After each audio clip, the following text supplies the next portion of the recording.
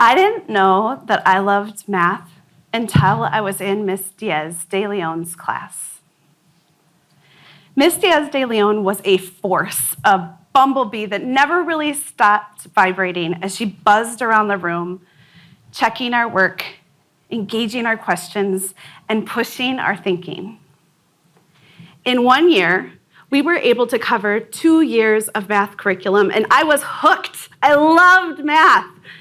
And more than that, I knew that I wanted to become a math teacher. Imagine with me your own Miss Diaz de Leon. Imagine the teacher that changed you. Imagine the one who planted seeds that you're still harvesting today. The one who saw something in you that you didn't even know existed. Ask almost anyone, and no one doubts the value of teachers. Teachers provide the community, the safety, and the framework for so much of our childhoods. And yet, statistically, 50% of the Miss Diaz de Leons will leave teaching by their 5th year. And in a survey taken by the National Education Association in 2022, 55% of teachers say that they are considering leaving the teaching profession altogether. What do we lose when we lose our teachers to the revolving door of burnout, career advancement opportunities outside of education, and higher paid jobs?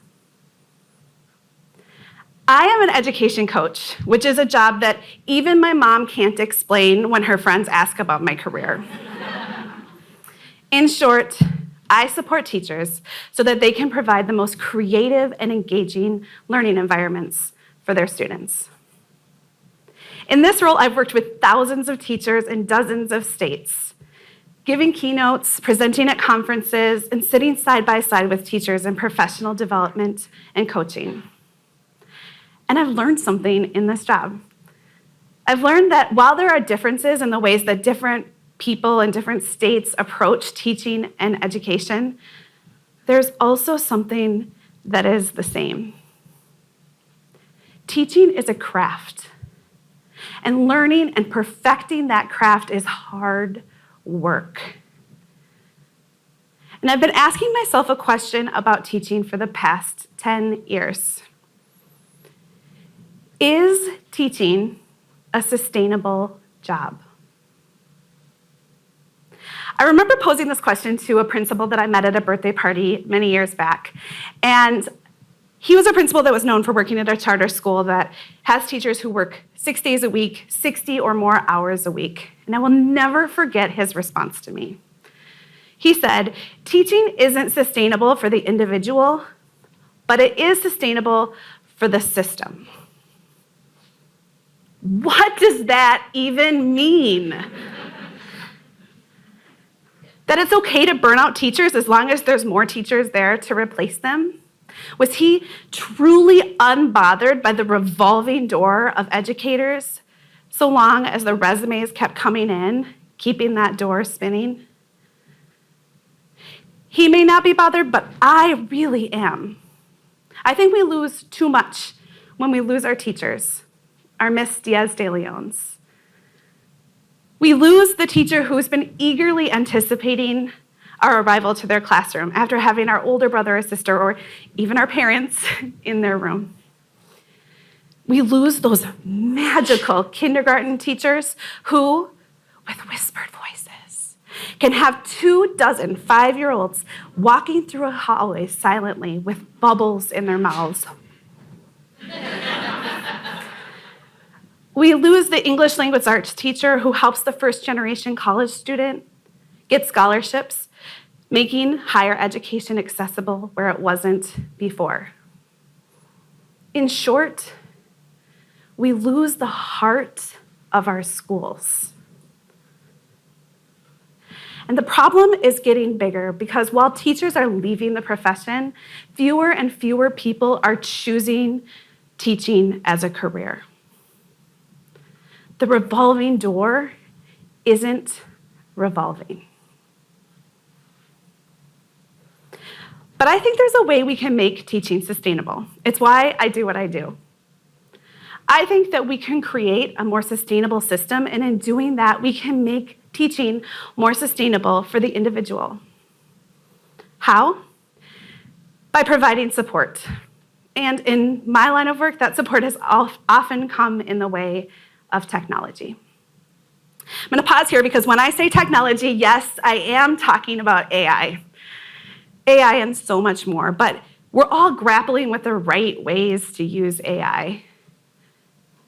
And there are valid concerns. We know that we need only open our news feeds to see the ways that AI has implicit bias, or AI makes up information, or AI incorrectly used facial recognition software to arrest the wrong person. Some of us don't even like going on those Amazon Fresh stores where you swipe in and AI watches you as you walk around, and you swipe out and you never talk to a person. I get it, it's complicated. But I think there's also another narrative about AI. I think AI is offering us an opportunity to imagine a different way to approach teaching, a way that makes teaching more sustainable. What does that look like? Well, let me tell you about Susan. Susan is a private school teacher who works on the north side of Chicago. She's a veteran teacher, and she had come to believe that maybe it was time for her to retire. She knew that there were easier ways to do the things that she was doing, but she didn't know how. And she found herself overwhelmed by all of the new technology that the younger teachers in her school were using. I was able to coach Susan.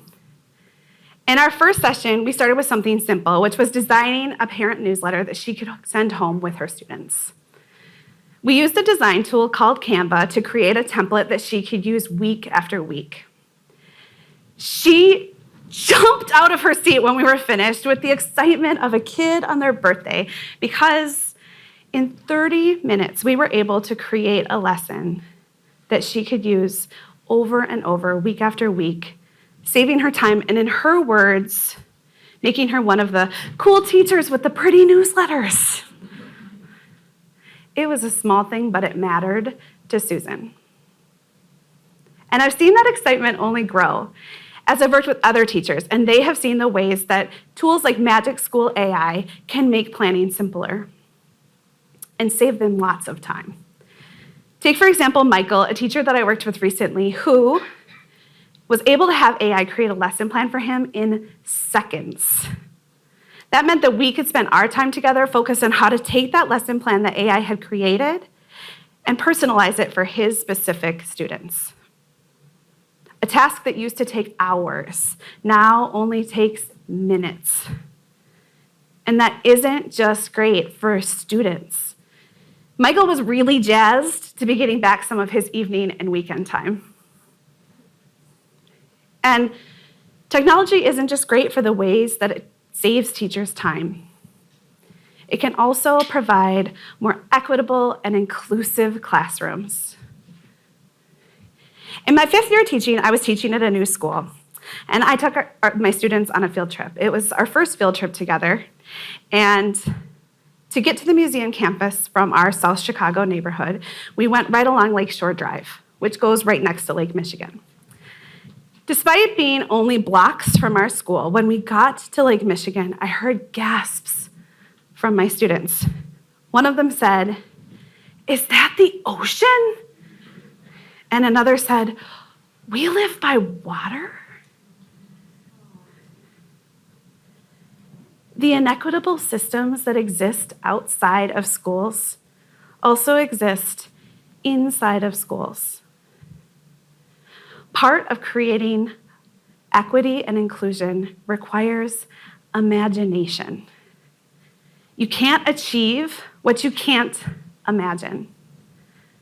And too often the line between students who are and students who are not allowed to imagine in our schools falls right along the lines of wealth, race, and ability.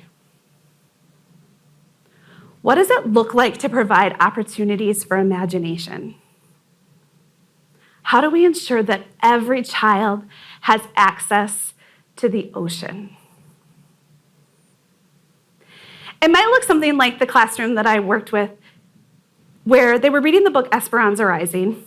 And it's a story about a young girl who was born to a wealthy family in Mexico in the 1930s, but through misfortune, they had to leave their sprawling ranch and become laborers in California. When I was working with the teacher, she knew that the differences in time and place were going to make understanding this book a challenge for her students. So we decided to get creative. We decided, obviously, to use virtual reality. We used a simple virtual reality tool called Google Cardboards to let the students see in real life and in 3 dimensions what Mexico and California looked like. Once we have gotten through the logistics of 5th graders walking around with VR headsets and bumping into one another, the mood in the room was electric, with deep respect to the authors who paint beautiful pictures with their words. There is nothing quite like being there, even if being there is through technology. We can't afford to bring our students to California and to Mexico, but with technology, we can bring those places into our classrooms. And not surprisingly, the moment one of the students put on the VR headset, he said, "I gotta tell my mom, we gotta go to Mexico." These experiences and ones like them are what teachers often cite as the reason why they went into teaching in the first place. They get drowned out, however, by the endless stream of testing and new initiatives and paperwork.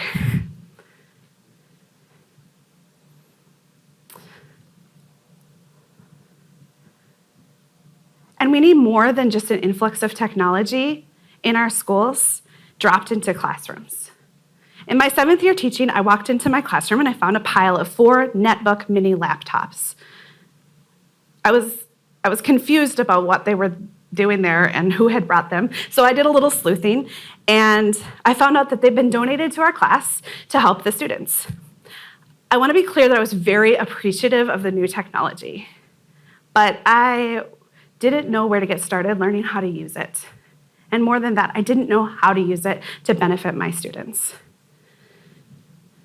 Fortunately for me, I had a assistant teacher that year named Mr. Burton, and he was really excited about these netbooks.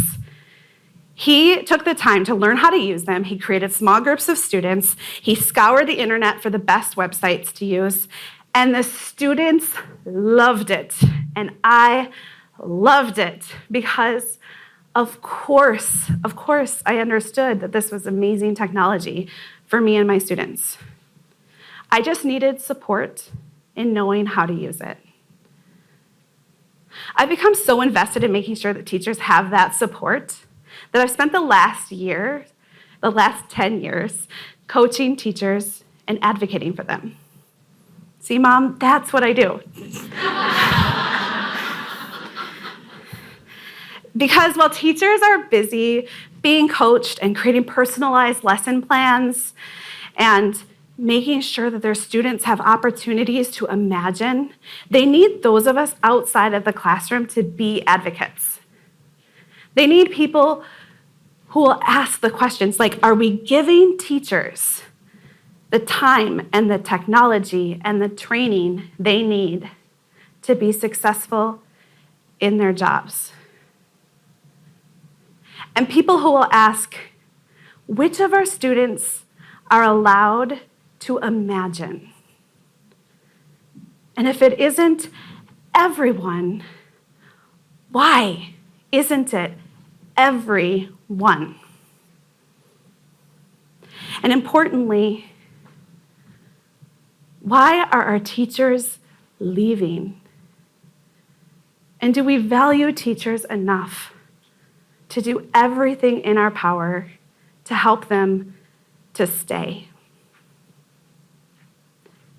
Because teaching has to be sustainable. We all lose when it isn't. I believe that for the future of education, it is essential that we invest in teachers, that we give them all the resources they need to create those classrooms of community and creativity and learning that we know are so important for our children. And more than that, I believe that we must value the hard work and craft that goes into making those communities of learning possible. And to that principal that I met all those years ago at the birthday party, I have something to say to you. It is our job, collectively, to make teaching sustainable for the system and for the individual. Thank you.